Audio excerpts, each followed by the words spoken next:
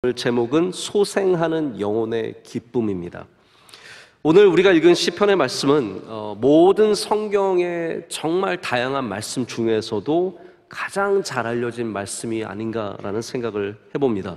저도 성경을 외울 때 가장 먼저 외웠던 성경 중에 하나가 바로 시편 23편의 말씀이고, 제가 미국에 가서 영어로도 이제 성경을 좀 외우기 위해서 노력을 했는데 가장 먼저 외웠던 영어 성경도 역시 시편 23편이었습니다. 이 다윗의 시로 알려진 오늘 말씀은 하나님을 목자로 둔 삶, 하나님이 목자이신 삶의 복을 노래하고 있습니다. 우리는 복된 사람입니다. 왜냐하면 하나님께서 우리의 목자가 되시기 때문입니다.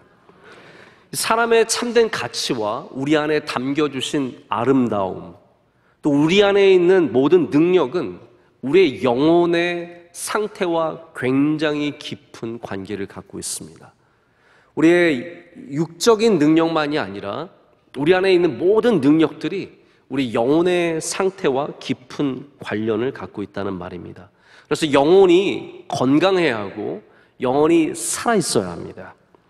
근데 영혼이 건강하다는 말은 여러 가지 표현으로 저희가 쓸 수 있는 것 같습니다. 영이 깨어있다라는 말을 하기도 하고 영혼이 살아있다라는 표현을 갖기도 합니다. 근데 오늘 말씀에는 그 영혼을 소생한다라고 말하고 있습니다. 소생한다라는 거죠.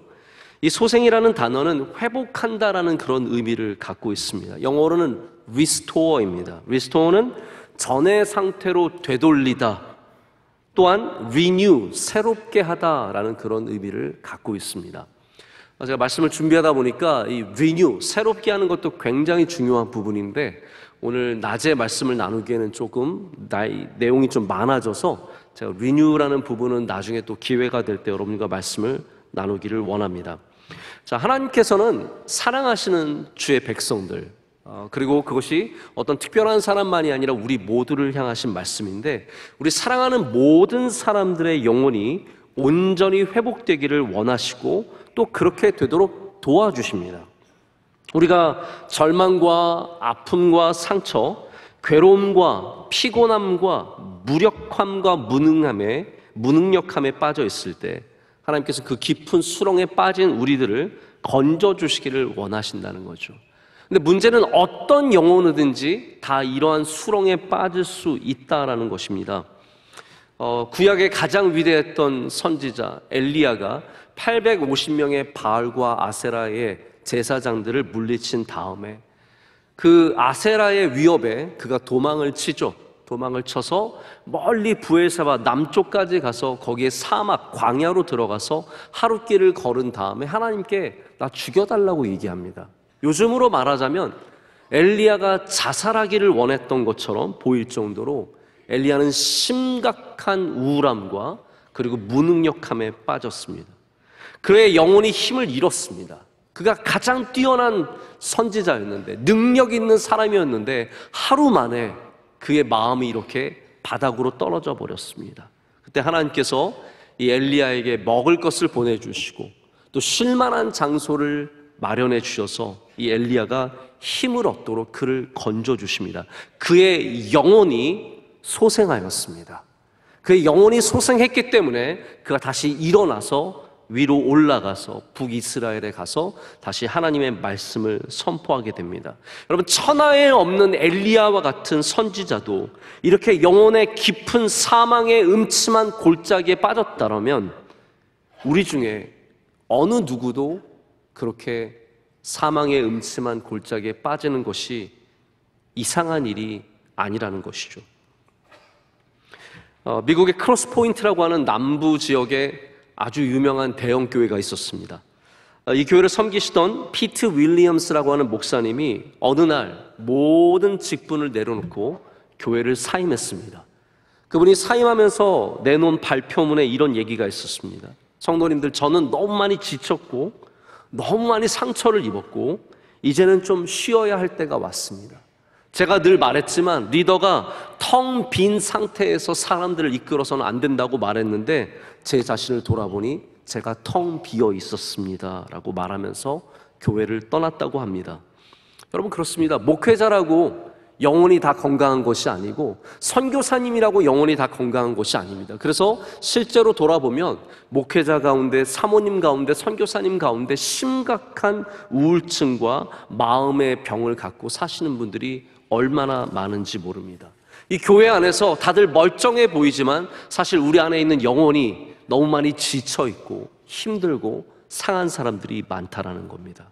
혹시 오늘 여러분 가운데도 텅 빈 것 같은 영혼을 갖고 있고 여러분 마음속에 다 내려놓고 싶은 마음과 포기하고 싶은 마음과 접어버리고 싶은 마음이 드는 분들이 있다면 오늘 말씀을 통해서 여러분의 영혼이 다 소생하는 은혜가 있으시길 축복합니다. 우리 다윗의 영혼을 한번 점검해 봤으면 좋겠습니다. 오늘 시편을 쓴 다윗의 영혼은 어떠했을까요? 우리가 다 다윗을 어떤 로망으로 여깁니다. 믿음의 사람. 그런 사람이 없다. 하나님을 사랑하고 하나님이 또 사랑하셨고 다윗과 같은 사람 없다는 거죠.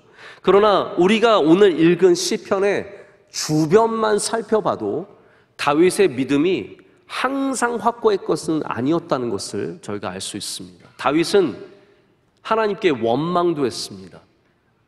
예수님께서 십자가에 달리셨을 때 하나님 어찌하여 저를 버리시나이까? 라고 말했던 것이 다윗의 시편의 말 아닙니까? 하나님 어찌하여 나를 버리시나이까? 왜 하나님 주의 얼굴을 저에게서 숨기십니까? 저에게 적이 왜 이렇게 많습니까? 저를 언제 구해 주시겠습니까? 하나님께 이렇게 얼마나 많이 불안함과 답답함과 슬픔 속에서 외쳤는지 모릅니다. 다윗은 그것을 감추지 않았습니다. 그때 하나님께서 그의 영혼을, 그 부르짖는 영혼을 가만히 내버려 두지 아니하시고 다윗의 영혼을 소생시켜 주셨습니다. 다윗의 영혼을 푸른 풀밭과 쉴만한 물가로 인도하셔서 그의 영혼이 죽지 않도록, 그의 영혼이 망하지 않도록, 그의 영혼이 슬픔 속에서 잠기지 않도록 다시 소생시켜 주셨습니다. 하나님은 여러분의 영혼도 소생시켜 주시는 분이십니다. 다윗이 사망의 음침한 골짜기를 걸을 수 있었던 것은 그가 항상 믿음이 좋아서여서가 아니라 하나님이 그의 영혼을 소생시켜 주셨기 때문입니다. 소생한 영혼은 하나님이 주시는 은혜와 기쁨을 누립니다. 3절에는 하나님의 이름의 의를 위하여, 하나님의 이름을 위하여 의의 길로 인도하신다라고 하셨습니다. 소생한 영혼은 의의 길을 걸어갑니다. 소생한 영혼은 또한 하나님께서 기뻐하시는 길로 직접 인도해 주신다는 거죠. 소생한 영혼은 사망의 음침한 골짜기를 헤쳐나옵니다.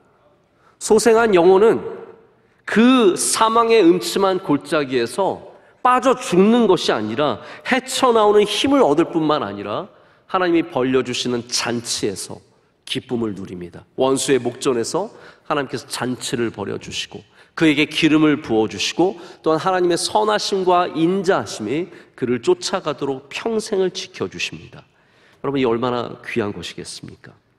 우리 영혼이 얼마나 귀합니까? 여러분, 한 영혼 한 영혼이 예수님께서 말씀하시기를 천하보다 귀하다고 하셨습니다. 그렇다면 그 영혼이 우리는 소생되기를 간절히 바라는 마음을 가져야 된다는 것이죠. 근데 이 소생은 반드시 하나님에게서 시작된다는 사실을 잊어서는 안 됩니다. 우리 영혼이 소생하기 위해서는, 소생의 능력으로 살아가기 위해서는 하나님께 돌아가는 것이 가장 첫 걸음이며 가장 중요한 걸음입니다. 그것이 바로 푸른 풀밭과 쉴만한 물가가 의미하는 바입니다. 탕자를 잠깐 생각해 볼까요? 탕자가 멀리 떠났습니다. 그리고 잘못된 삶을 살았습니다. 돈을 탕진했고 엉망진창의 삶을 살다가 완전히 바닥으로 떨어져서 아무것도 할 수 없을 때 그에게 주신 은혜가 있었습니다. 그것이 무엇입니까? 바로 아버지의 집을 생각하게 되었다는 것이죠.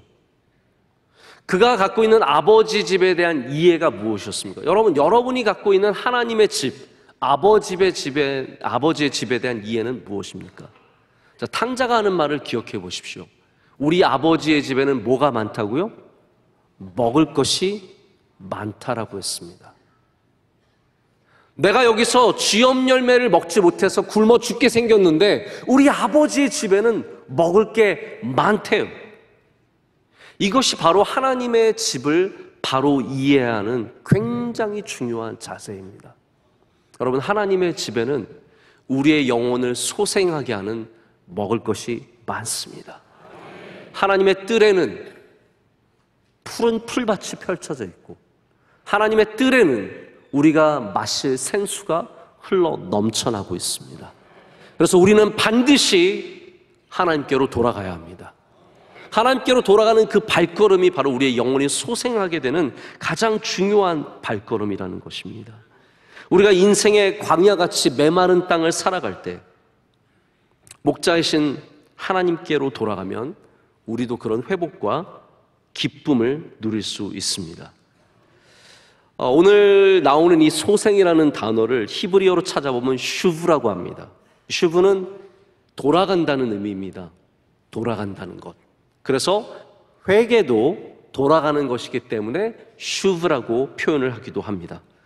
또한 새롭게 된다라는 의미를 갖고 있습니다.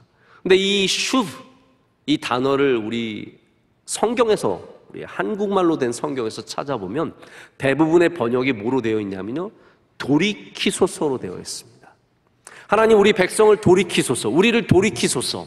이 돌이키소서라는 말은 회복시켜 주시옵소서라는 뜻이에요. 하나님, 이 나라를 돌이키소서, 이 나라를 회복시켜 주시옵소서. 우리 가정을 돌이키소서, 우리 가정을 회복시켜 주시옵소서. 성경에는 그렇기 때문에 회복의 은혜를 누리는 사람들의 이야기가 굉장히 많이 나옵니다. 룻기를 보면 나오미와 룻이 어려움을 당한 다음에 베들레헴으로 돌아갑니다. 그 베들레헴으로 돌아간다는 단어가 슈브입니다. 돌아간다, 회복한다는 뜻입니다. 우리는 룻이 보아스를 만났을 때, 아주 좋은 돈 많은 신랑을 만났을 때 이제 수지 맞았구나, 잘 됐구나, 이제 회복이 되겠구나라고 생각을 하지만 성경의 관점은 다릅니다. 성경은 나오미와 룻의 진정한 회복이 어디서 시작됐냐고 한다면 베들레헴으로 돌아가는 것, 그 이방 땅에서 그들의 삶을 돌이키고, 완전 무너진 삶이잖아요. 남편을 잃어버리고 자녀들을 잃어버리고 다 잃어버린 사람들이 할 것이 없고 먹을 것이 없어서 베들레헴으로 다시 돌아가기로 작정합니다. 그것이 바로 회복의 길이었다고 우리에게 가르쳐주고 있습니다. 베들레헴은 어떤 땅입니까? 베들레헴이 바로 푸른 풀밭과 바로 쉴만한 물가, 하나님이 다스리시는, 하나님이 돌봐주시는 땅이라는 거죠. 하나님께서 그래서 돌아온 그들에게 의의 길로 인도하셨고, 그들에게 상을 차려주셨고, 잔을 넘치게 부어주셨으며 선하심과 인자하심이 그들을 따르게 해주셨습니다. 여러분, 베들레헴으로 돌아가는 사람들, 하나님께 돌아가는 사람들은 어떠한 상태에서 돌아가든지 하나님께서 오늘 시편에서 주시는 말씀으로 우리에게 기쁨을 더해 주실 줄로 믿습니다. 그래서 모든 회복의 이야기는 돌아가는 이야기입니다. 탕자가 아버지에게로 돌아가는 이야기. 제가 이번에 헝가리 부다페스트를 가면서 비행기는 오스트리아 비엔나에 내려서 저희가 기차를 타고 이동을 했습니다.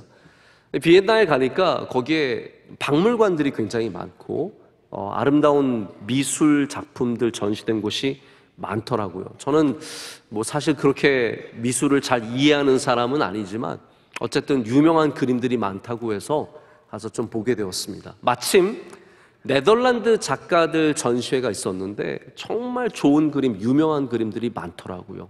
그 가운데 제가 참 은혜를 받은 그림이 있습니다. 우리가 보통 렘브란트의 탕자의 그림을 참 많이 알고 좋아하는데 저는 사실 잘 모르는 작가의 탕자의 그림을 만나게 되었습니다. 제가 그 앞에 서서 다시 한번 좀 그 그림을 오랫동안 묵상하고 보면서 제가 마음에 참 많은 위로와 은혜를 받게 되었습니다.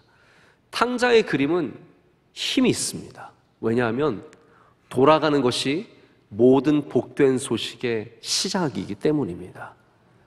우리의 영혼은 하나님께 돌아가면 반드시 소생함을 얻게 되어 있습니다. 어떠한 상태이든지, 어떠한 상황이든지 주님께로 돌아가면 주님께서 우리를 회복시켜 주시고 살아나게 하시고 새롭게 하시는 은혜를 주신다는 거죠. 여러분, 얼마만큼 멀리 떠났으면 이제 돌아오면 됩니까? 제가 거기에 대해서 좀 말씀을 드리고자 합니다. 우리가 탕자의 비유를 많이 들으면서 탕자의 비유가 주는 은혜도 있지만 오해도 있는 것 같아요. 뭐냐 하면 많은 사람들이 내가 탕자만큼까지 망가지지 않았다는 것에 아직 돌아오려고 하지 않으시는 것 같아요. 그러니까 많은 분들이 탕자 이야기를 들으면서 탕자 정도 되면 돌아가야 되나 보다. 완전 인생을 바닥을 치고 소망이 하나도 없고 먹을 것도 없고 다 잃어버리면 그때가 돌아가야 될 때인가 보다 라고 생각을 하시는 것 같아요. 여러분, 진짜 큰 오해입니다. 우리가 완전히 망한 데서 돌아가야만 회복이 있는 게 아닙니다. 사실 오늘 우리 모든 영혼은 다 망가진 부분들이 있습니다. 우리의 영혼이 저 멀리 이방 땅 그곳에 가서만 돌아오는 것이 아니라 여러분, 오늘도 돌아가야 합니다. 내일도 돌아가야 하고요. 우리는 매일같이 하나님께로 돌아가야 합니다. 우리의 영혼이 소생하려면 내가 망가졌어, 완전히 길이 없을 때만 돌아가는 것이 아니라 우리가 항상 돌아갈 수 있어야 합니다. 근데 우리가 갖고 있는 오해가 뭐냐 하면 내가 좀 정의롭기 때문에, 내가 교회에서 좀 봉사 좀 하기 때문에, 내가 기도 좀 하기 때문에 내 영혼이 얼마나 망가져 있는지 분명하게 이해를 하지 못하는 것이죠.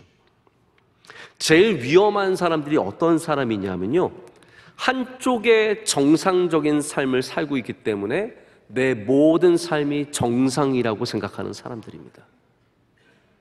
다시 말씀드립니다. 우리의 한 부분들은 어쩌면 다 정상적인 부분들이 있습니다.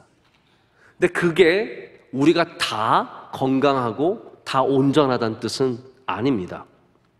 제가 한번 예를 들어볼게요. 영화에 보면 악당들이 나옵니다. 악당들이 나오는데 진짜 무서운 악당들은 어떤 악당들이냐면 먼저 쫄자들이 있습니다. 쫄자들은 딱 겉으로 보기에 무서운 애들 있죠. 막 팔에 문신을 막 하고 껌 씹으면서 침 찍찍 뱉고 막 사람들한테 이러면서 길거리 다니면서 일수가방 하나 이거 들고 다니면서 맨날 등치 커가지고 이로 다니는 애들 있지 않습니까? 여러분, 그런 애들은 겁내실 필요가 없습니다. 다 건달들이고요, 별 볼 일 없는 애들이에요. 진짜 악당들은 어떤 악당들이냐면 점잖아요. 젠틀맨이에요. 집에 가면은 가정을 돌봐요. 아내도 있고 자녀들도 있고 아빠로서 자녀들한테도 잘해줍니다. 아내한테도 선물을 사다 줍니다. 아이들 전시회 있으면 가서 아이들 잘했다고 칭찬해주고 좋은 아빠 노릇을 합니다. 그런데 그 정상적인 그 괜찮아 보이는 삶 뒷면으로는 조직으로 들어가게 되면 잔인해지죠. 배반하는 사람은 아주 비참하게 죽여버리고 자기의 마음에 안 드는 사람들은 철저하게 없애고 냉정하게 행하는 사람들, 이런 사람들이 진짜 악당들입니다. 문제가 많은 사람들입니다. 우리 대부분의 그리스도인들이 우리 스스로를 괜찮다라고 여길 때가 참 많습니다. 왜냐하면 우리의 삶의 일부분은 굉장히 정상적이기 때문이에요. 나는 직장 생활 잘해요. 나는 심지어 교회 생활도 잘해요. 봉사도 해요. 그런데 그 이면으로는 우리의 삶에 굉장히 어두운 부분이 많지만 그거는 무시하는 겁니다. 한동안 유명했던 판사님 한 분이 계십니다. 천종호라고 하는 판사님 이야기를 들어보신 적이 있으실 겁니다. 이분은 8년 동안 소년 재판을 전문으로 했던 판사였습니다. 이분은 이 아이들이 좀 정신을 차리라고 좀 엄벌을 하면서 호통을 쳐서 호통 판사로 유명한 분입니다. 이분은 또 신앙인이기도 하시죠. 근데 제가 이분의 영상을 아주 오래전에 본 게 있는데 이런 장면이 있었어요. 어떤 아이가 재판에 나왔어요. 이 아이가 아이들을 많이 괴롭혔더라고요. 여러분, 얼마나 못된 아이입니까? 돈 뺏고 협박하고 죽여버릴 거라 그러고 맨날 괴롭히니까 재판에 올 정도면 굉장히 뭔가 잘못한 게 많겠죠. 근데 그 뒤에서 부모님이 얘를 얘가 너무 안 됐으니까 판사님한테 애원하는 거예요. 애원하는 내용이 뭐냐면, 판사님 우리 좀 용서해 주세요. 제발 좀 살려주세요. 이 아이가 전교 1등입니다. 공부도 잘하는 애고 착하고 괜찮은 애예요. 그러는데 판사님이 호통을 치는 거예요. 용서 못해! 용서 안 할 거야! 이 아이가 당신이 부모님들이 아이들 학교 생활 어떻게 하는지 알지도 못하고 그런다고 하면서 막 호통을 치시는 거예요. 그런데 여기에 진짜 문제가 있습니다. 뭐냐면요, 우리는 공부를 잘하면 괜찮은 사람인 줄 알아요. 잘 들어보십시오.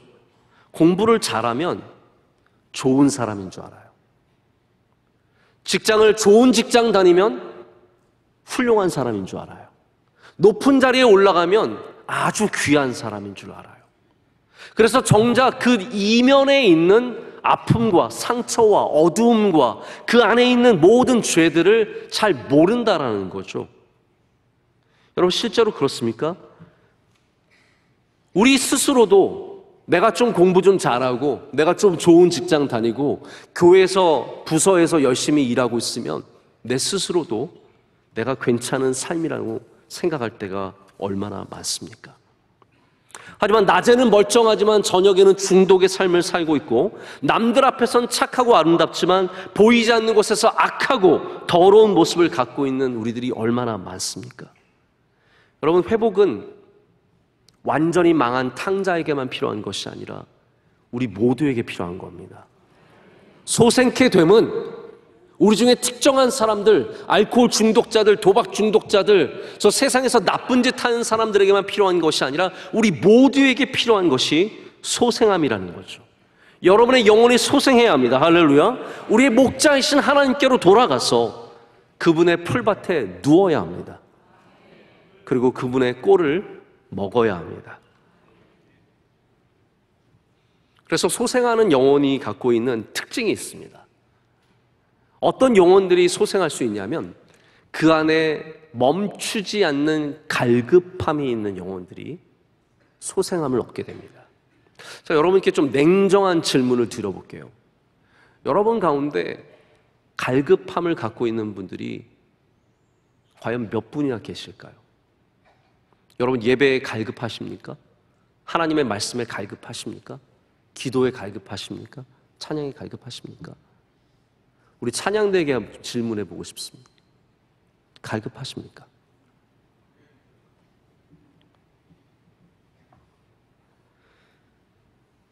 고라자손이 시편에서 노래하기를, 목마른 사슴이 시냇물을 찾기에 갈급함같이 내 영혼이 주를 찾기에 갈급하나이다 라고 말합니다.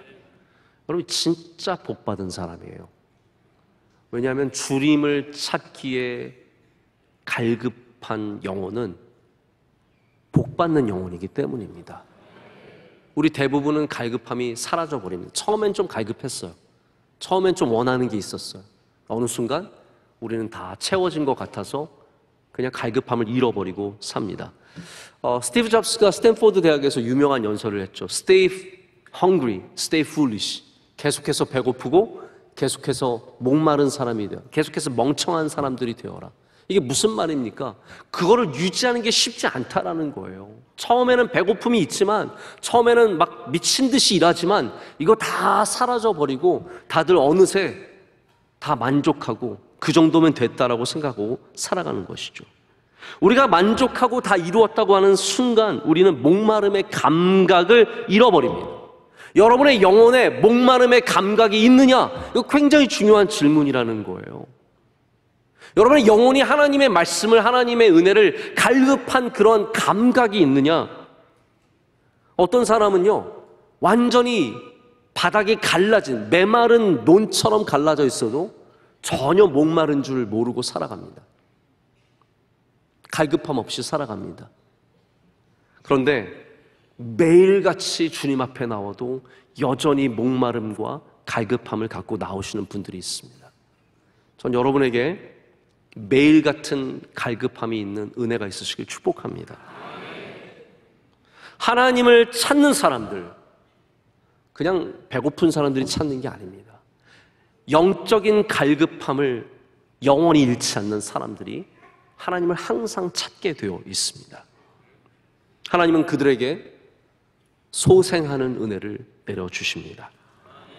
이 소생하는 영혼은 마치 가뭄에 물을 가득 머금은 나무와 같아서 밖의 모든 것을 견디는 힘을 갖게 됩니다.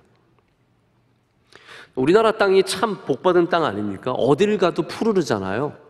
우리나라에 사막이 어디 있으며 우리나라에 비가 조금 많이 오고 좀 적게 오는 곳은 있을지 몰라도 모든 산의 나무가 푸르르지 않습니까?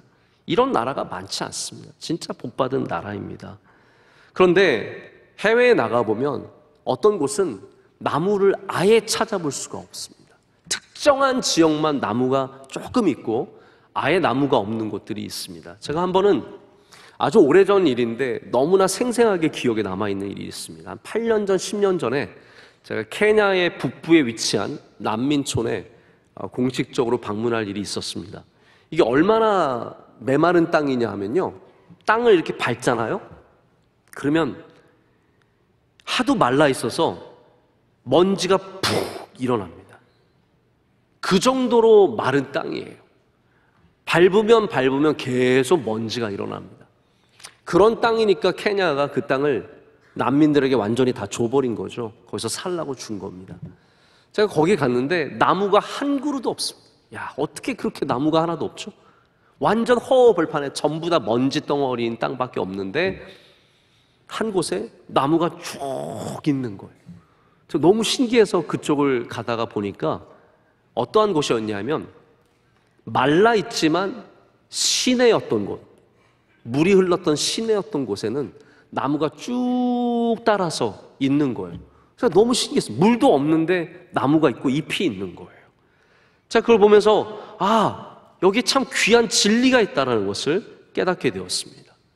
겉으로 보이는 환경은 메마른 땅이고 아무것도 생명이 살아날 것 같지 않지만 겉으로 보이는 것이 아니라 바로 그 안이 물과 연결되어 있을 때 그 생명이 그 뿌리를 통해서 살아난다는 것이죠. 여러분, 소생이라는 말이 우리의 환경이 다 바뀐다는 말이 아닙니다. 오늘 말씀을 보면은 소생한 영혼이 어디를 걸어갑니까? 소생한 영혼이 사망의 음침한 골짜기를 내려가는 거예요. 소생한 영혼이라고 해서 갑자기 앞에 있는 환경이 싹 바뀌어서 사망의 음침한 골짜기가 다 사라지는 게 아니라는 겁니다. 그런데 중요한 것은 소생한 영혼은 그 사망의 음침한 골짜기를 지나는 믿음을 갖게 되는 것이죠. 원수가 사라지는 게 아닙니다. 제가 보니까 다윗은 원수가 진짜 많았던 것 같아요. 늘 원수가 많았다고 얘기하지 않습니까? 물론 가장 대표적인 원수는 사울이었을지 모르겠지만 중요한 것은 하나님께서 그 원수를 없애주신 것이 아니라 그 원수 앞에서 내게 상을 베풀어 주셨대요. 이게 하나님의 은혜입니다. 근데 여러분, 이거 많은 분들이 이걸 외우면서도 본 뜻은 잘 모르시고 외우시는 분들이 있어요. 상을 주셨다는 말은 어워드, 상패를 주셨다는 게 아니라 밥상을 차려주셨다는 의미예요. 하나님께서 내게 큰 잔치의 상을 차려주셔서 그 가운데 원수 앞에서 기쁨을 누리게 하셨다라는 거예요. 소생한 영혼은 내 앞에 누가 있든지 나를 치려고 하는 사람은 나를 괴롭히는 사람, 별의별 사람들이 있지만 그 안에 있는 영혼으로 말미암아 기쁨을 누리는 사람이라는 거죠. 그에게는 상이 베풀어지니까요. 여러분, 이것이 바로 소생한 영혼에게 주시는 은혜입니다. 저는 특별히 오늘 마지막 절 말씀이 굉장히 저의 마음을 사로잡는 것을 느꼈습니다. 우리 한번 6절 말씀을 다 같이 한번 읽어볼까요? 내 평생의 선하심과 인자하심이 반드시 나를 따르리니 내가 여호와의 집에 영원히 살리로다. 아멘. 예전에는 정녕 나를 따르리니 였는데 이제 반드시로 바뀌었습니다. 이 말씀이 약속하는 것이 무엇일까요? 이제는 내가 열심을 내서 선함과 인자하심을 쫓아가는 것이 아니라 소생한 영혼에게 주시는 은혜는 뭐냐면 우리가 걸어가면 하나님의 선하심과 인자하심이 우리를 쫓아온다는 거예요. 우리를 찾아온다는 겁니다. 나를 따른대요. 여러분, 이것처럼 귀한 약속이 어디 있습니까? 하나님의 goodness, 하나님의 선하심과 하나님의 mercy, 하나님의 그 자비하심과 인자하심이 나를 계속 쫓아오는 거예요. 이게 주의 백성에게 주시는 소생한 영혼이 누리는 은혜라는 겁니다. 기쁨이라는 것이죠. 여러분, 어디에 가면 잘 살까? 누구를 만나면 복을 받을까? 무엇을 하면 성공할까? 이러한 분별과 구별을 위해서 얼마나 기도하고 노력하고 계십니까? 그런데 오늘 말씀이 약속하는 건 뭐냐면, 여러분의 영혼이 하나님 안에서 소생하면 여러분에게 그런 은혜가 저절로 쫓아온다라는 거예요. 여러분이 가는 곳에 하나님의 선하심이 쫓아오고, 여러분이 하는 일에 하나님의 자비하심이 임한다는 말입니다. 그래서 우리는 더 이상 그런 걸로 너무 힘쓰고 고민하고 애쓸 필요 없습니다.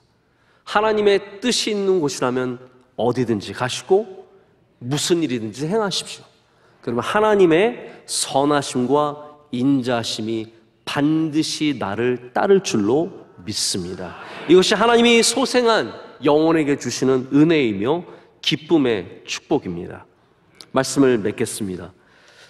오늘 이제 7월 말로 접어들면서 이제 휴가 시즌을 좀 맞게 되었습니다. 제가 사실 눈으로 이렇게 보면은 지난주에 비해서 얼마만큼 줄었는지 늘었는지 금방 느낍니다. 이게 목회를 오래 하다 보면 몇 명 앉았는지, 오늘 찬양대가 몇 명 정도 되는지, 그리고 교인들 얼굴도 다 보입니다. 사실은 누가 왔는지 안 왔는지, 자꾸 왜 안 보이는지 뭐 이렇게 다 보이는데, 사실 저는 걱정을 많이 하고 왔습니다. 오늘 한 텅텅 비겠구나, 휴가철을 맞아서 또 비까지 오는데 오늘 적으면 어떡하지 했는데, 감사하게도 오늘 2부 예배도 많이 나와 주셨습니다. 이 세상이 바쁠수록 교회는 반대로 조용해집니다. 세상에 휴가철이 되어서 많은 사람들이 움직이면 교회는 조용해지더라고요. 근데 여러분, 어디를 가서 쉬시든지, 좋은 곳에 가시든지, 가까운 곳에 가시든지, 먼 곳에 가시든지, 어디에 가시든지 여러분의 영혼이 소생되는 것을 꼭 관심 깊게 지키시기를 바랍니다. 그냥 좋은 곳에서 좋은 것 먹고 좋은 쉼을 얻는 것만으로 만족하지 마시고, 반드시 여러분의 영혼이 살아나도록, 회복되도록 거기에 마음을 두시기를 축복합니다. 특별히 우리 예배를 통해서 우리 영혼이 소생됨을 기억하시고, 산상성회, 여러분 좋은 영혼의 소생함의 기회 아닙니까? 제가 산상성회를 위해서 이 말씀을 준비한 건 아닙니다. 그러나 우리 산상성회가 영혼이 소생하는 좋은 은혜의 시즌이 될 것을 분명하게 믿습니다. 여름 수련회들, 여러분의 자녀의 영혼에 관심을 가지십시오. 영혼이 잘 되면 범사에 잘 될 줄로 믿습니다. 그렇게 된 여러분의 자녀들에게 믿음을 꼭 주시고, 그들의 영혼이 이 세상에서 길을 잃지 않도록, 슬픔의 절망의 수렁에 빠져서 헤어나오지 못하는 일이 없도록 우리 그들의 영혼이 소생함을 위해서 기도하실 때, 우리 모든 주의 백성들, 우리 명성에 속한 모든 영혼들이 오늘 살아나고 예수 그리스도의 은혜를 얻게 될 줄로 믿습니다.